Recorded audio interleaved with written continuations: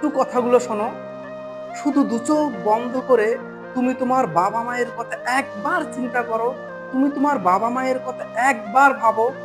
তোমার পড়াশোনার পিছনে যখন যা লাগে তখন তাই দেওয়ার আপ্রাণ চেষ্টা করছেন। যখন তোমার যা আবদার তখন তা পূরণ করার জন্য সর্বাত্মক চেষ্টা করছেন।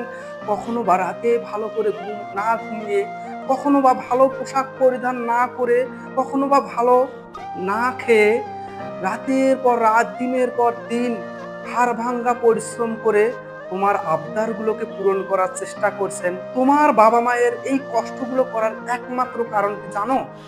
এই একমাত্র কারণ হচ্ছে যেন তার ছেলে বা তার মেয়েটা ভবিষ্যতে সুখে শান্তিতে বসবাস করতে পারে, ভবিষ্যৎটা যেন তার সুখময় হয়।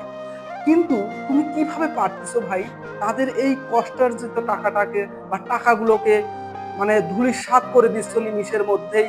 ফেসবুকিং, চ্যাটিং, ফ্যাটিং, ঘুমিয়ে ঘুমিয়ে রাতের পর রাত ঘুমাচ্ছ, অহেতুক সময়গুলোকে নষ্ট করতেছো, বন্ধু বান্ধবের সাথে অহেতুক আড্ডা দিয়ে সময়গুলোকে নষ্ট করতেছো। আর বাবা মায়ের যে লালিত যে স্বপ্নগুলোকে তুমি ধূলিসাৎ করে দিচ্ছ। কিভাবে পারতেছো?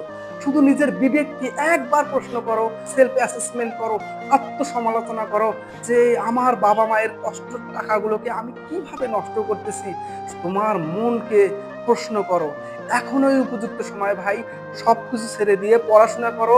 বাবা মায়ের লালিত স্বপ্নগুলোকে বাস্তব রূপে দান করার জন্য তুমি এখনই সবকিছু পরিহার করে তুমি তোমার কাজে মনোযোগ দাও।